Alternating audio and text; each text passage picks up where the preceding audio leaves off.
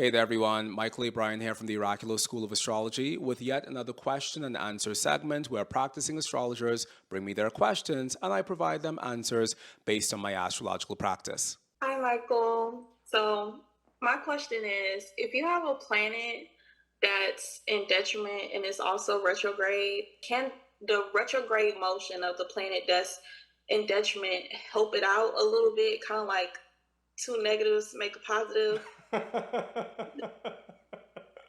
That's my question. Okay.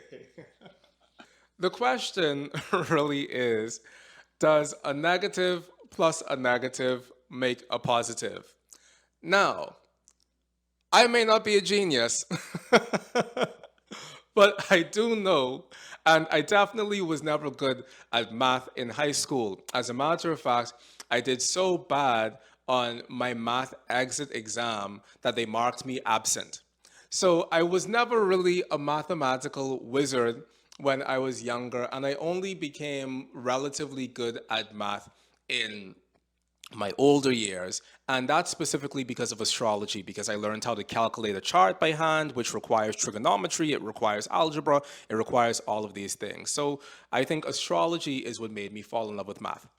However, I don't think a negative plus a negative makes a positive. I don't know if that exists anywhere, and it definitely doesn't exist within the context of astrology.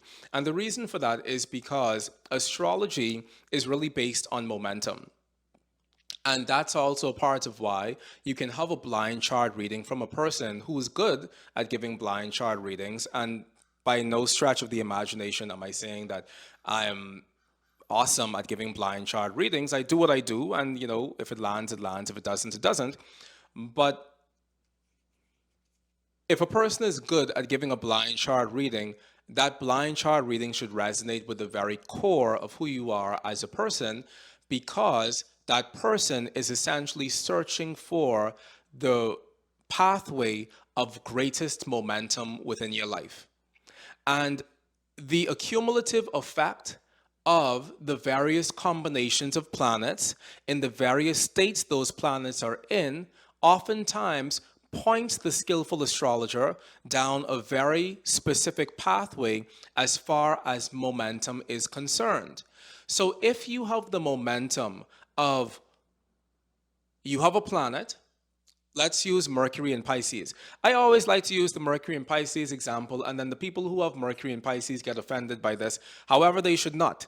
And the reason why you shouldn't get offended when someone talks about Mercury in Pisces, even if you have Mercury in Pisces, is because Mercury in Pisces isn't about you.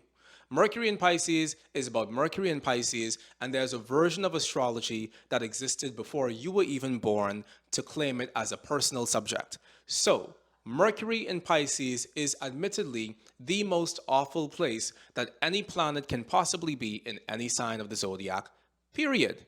And if you have that, this isn't a personal attack. It's not a personal statement, which never had to be said 100 years ago, but it has to be said now. And the reason why it isn't a personal thing is because how that manifests within your life from a natal astrology perspective is going to be different than how that manifests universally from a mundane astrology perspective. And the reality is that within mundane astrology, and also just within every branch of astrology, Mercury in Pisces isn't really something that is great. So, say you have Mercury in Pisces. That's already a double negative because Mercury is in his detriment as well as his fall when he's in Pisces. Let's also add on top of that the fact that Pisces is a water sign, and we know that in traditional astrology, all the water signs are mute signs. Mercury is the god of communication. So that's a triple negative. You have Mercury in Pisces in his detriment and in his fall in a mute sign, which is definitely not analogous with the nature of Mercury himself. Let's also add to that the fact that you have Mercury in Pisces conjunct the South Node.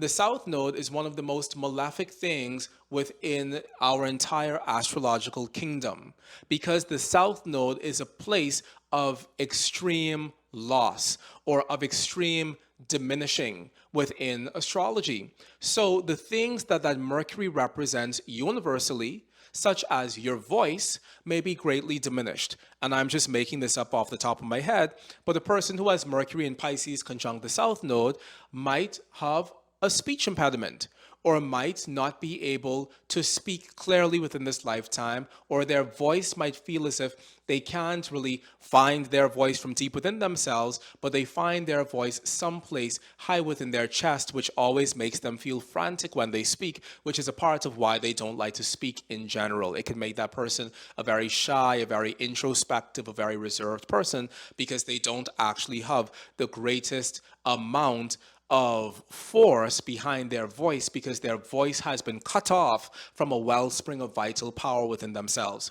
So that's the Mercury in Pisces conjunct the South Node situation. Now, let's make this Mercury in Pisces conjunct the South Node be retrograde.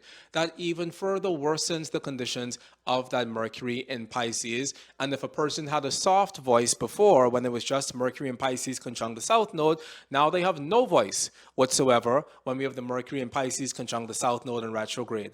Let's say the Mercury is in Pisces conjunct the South Node retrograde in the 12th house.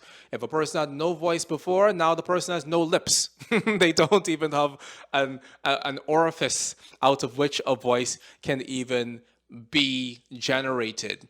Because the greater we add afflictions to this Mercury, the more afflicted the things that Mercury rules will become. And this is something that's very important to know in general, especially when we talk about the houses. Very often when a person is having Virgo on the cusp of the first house, that can oftentimes lead to them having Gemini on the cusp of their 10th house. And when that happens, it can create a scenario where that person and their career, what can be said about that person and what can be said about their career, ends up being the exact same thing. Because in that scenario, I would have the ruler of my first house and the ruler of my 10th house being the same planet. So if a person has the ruler of their first house as Mercury in Pisces, conjunct the South Node, retrograde, in a square relationship with Saturn, in a quincunx with Neptune, in an opposition to Uranus, then that person is probably someone who is struggling a great deal within themselves personally, from a mental, emotional perspective, but also from a medical perspective. But that person is also someone who is struggling a great deal in terms of their career. Because if that Mercury is as afflicted as it is, the afflictions of that Mercury will also be transferred to the houses that Mercury is also ruling. And so all of these things collectively, what Mercury rules universally as being the universal significator of children and our voice and our commerce and our financial exchanges, will be afflicted, but also the specific topics that Mercury rules within that chart will also be afflicted as well. Which, and I promise this is the last time I'm ever going to bring this up, because I've been talking about my recent blind chart reading escapade in which I did 6 days of blind chart readings for YouTube, and I've been slowly trying to release them. And on one of the days, you all know the day I'm talking about, on one of the days I got a really low score, and this person had Mercury ruling her 10th house in the 12th house. And once again, remember earlier today, I said that sometimes astrologers, they go down a very specific pathway, and it kind of creates this myopathy within them where they don't see the other possibilities that exist. And I got so caught up on talking about this person having the ruler of her ascendant in her 10th house of career that it didn't even occur to me for one moment that this person had the Mercury ruling the 10th house in the 12th house. When you have something in your 12th house, that's something that you technically have no access to whatsoever. So even though there may have been a very strong orientation towards having a job within her lifetime, there was still this reality that the ruler of her house of career was in the 12th house of limited access, and it was also afflicted by hard aspects from other malefic planets within her chart, which, had I paused and stepped back, I would have seen that. And also hindsight is 2020, But the fact is that if you have a planet that is afflicted, it doesn't only afflict the things that that planet universally represents, but it also afflicts the houses that that planet specifically represents. And when you have that understanding, then you can practice astrology in a better way, because you're not just going to be talking about my Venus is being squared by Saturn, my love life sucks. You're going to be talking about my Venus is squared by Saturn, the things that Venus specifically rules in my chart based on the houses that that Venus rules within my chart. They tend not to go so well for me. And my love life probably also is having its fair share of challenges, because every planet, Saturn, Jupiter, Mars, Sun, Venus, Mercury, and the Moon, has this dual purpose within our chart, and that is to represent a particular topic universally, as well as to represent a specific house that its domicile is on the cusp of. So this was a very long-winded way of saying that two negative things that happen to a planet only increases the negativity of that planet, and a negative plus a negative doesn't cancel out the previous negative. Now, you need not stress yourself out within the context of your life about this. And this is something that I find it very important to say to people, especially when they're studying astrology for the first time. Because in the 21st century, our understanding of astrology tends to be so personal, there really isn't a version of astrology where we hear an astrological statement being made without us automatically internalizing that statement and feeling personally affronted because we feel as if that person said something about our specific chart and about our specific natal affliction. We should not do that. That is the worst thing you can do in the process of learning astrology, because when you do that, you block yourself from experiencing that planet on its own terms, and you bring it into this very small and narrow framework of your own life. So we really need to allow planets to breathe, and we really need to allow astrology to do its thing so that we can learn from the astrology as it is, as opposed to learning from the astrology based on our personal internalization of how that specifically impacts us. We can't learn a language that way, and we definitely can't learn astrology that way. So if what I've said today matches up with certain realities within your chart, please don't be overly dismayed, or please don't be overly stressed out about it, because the fact that you are still alive and you're still here says that you have figured out how to work with some of the challenging topics within your chart, and you figured out how to use those things masterfully to build the sort of life that you currently have, because time and the span of a lifetime gives us the time necessary to flesh out some of these challenges that we see manifesting within our lives astrologically. And secondarily, there is nothing that we can say about a person's chart concretely only based on one testimony that we see.